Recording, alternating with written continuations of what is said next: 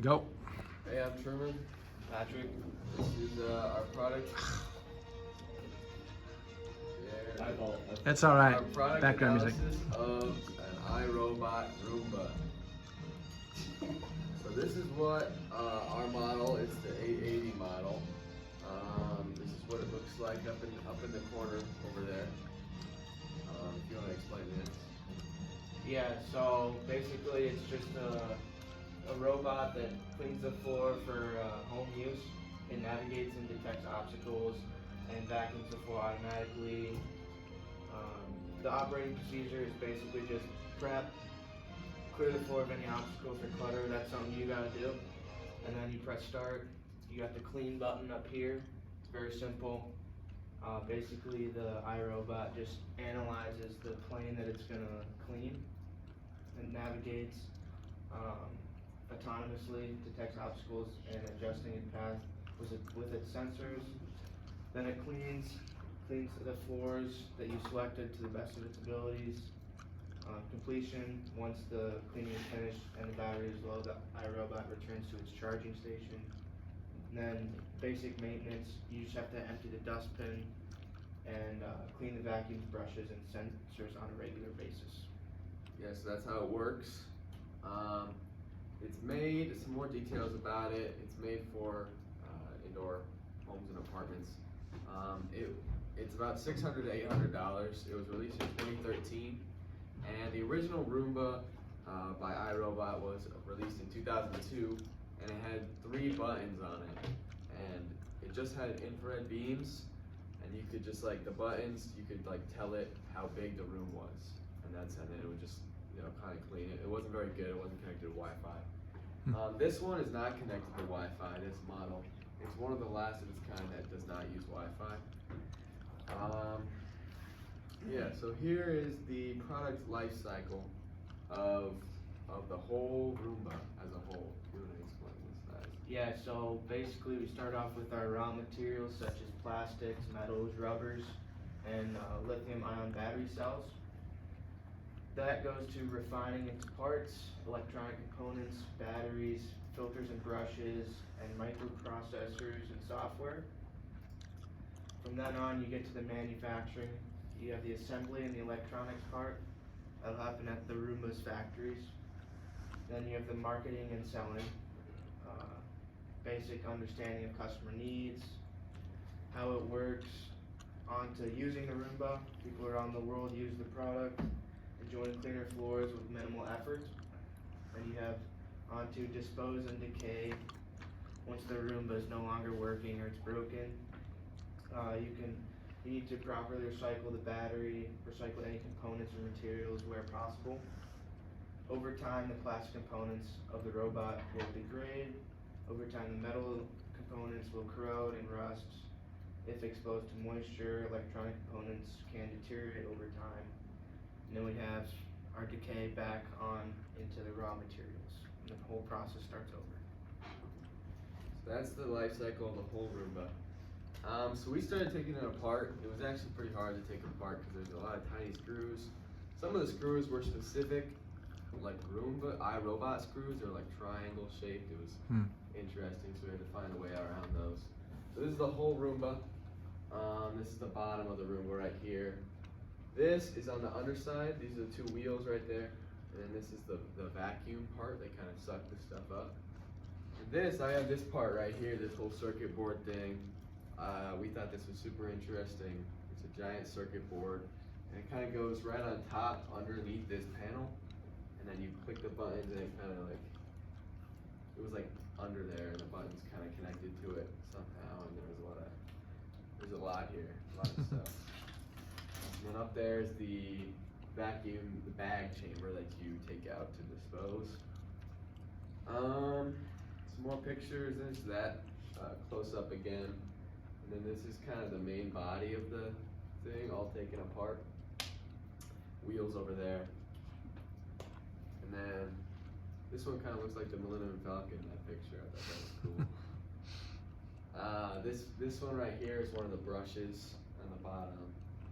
And the wheel over there is one of the front wheels that moves. Yeah, so we have our part sketches here. This one is the wheel of the Roomba, and the vacuum area. They're located on the underside of the main chassis. Then we have our main body of the machine that holds all the other parts inside it. Up here we have the battery that powers the whole machine, and it's nested inside the main body. The front wheel is a smaller version of the bigger wheels mentioned earlier. So we have the brush that sweeps dust and debris on the floor into the vacuum chamber to be sucked up. It turns 360 degrees at high speeds. Then we have the front piece of the robot. It's basically the bumper, so that if the machine does end up running into some of your furniture, it can't damage it too badly. The purpose of it is to see objects and be able to maneuver around them.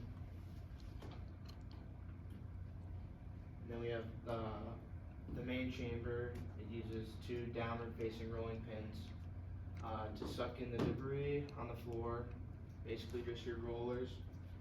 And then we have the main circuit board as we showed earlier, with all of its tiny resistors, wires, chips, and other electrical components.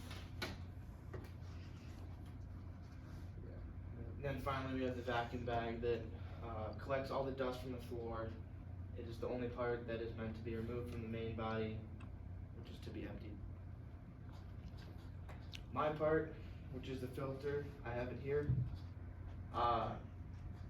We did all of our tests on it. It does not have continuity. It's not magnetic. The mass is 18 grams. The volume that I estimated was 4 inches cubed. Obviously we have our length, width, and height there. The density estimated was 0.275 grams per cubic centimeter. The surface area that I estimated was 24.105 inches squared. And then the hand flexor test, I was able to flex the filter in my hands. It was flexible because the materials consisted of plastic and paper for the filter. Here's my isometric view of my created part in Onshape.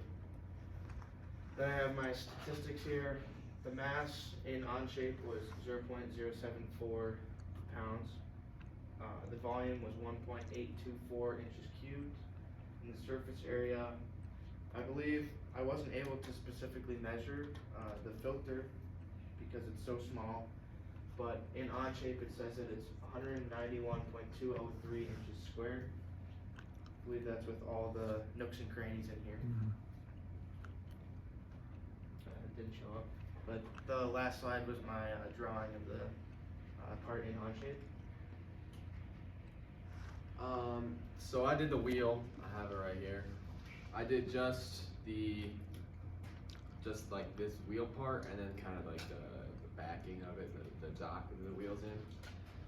There's some metal parts in here that carry a current. The majority of the part is made of plastic and rubber, so it doesn't carry a current. Same thing with magnetics. Just some parts are metal. It's about 6 out of 10 hardness. It's plastic, so you can definitely scratch it.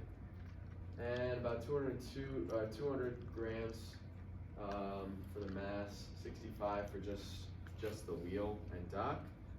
And then the volume I estimated to be about 2.3 inches cubed, density about 19.5, and then the surface area 44 inches squared.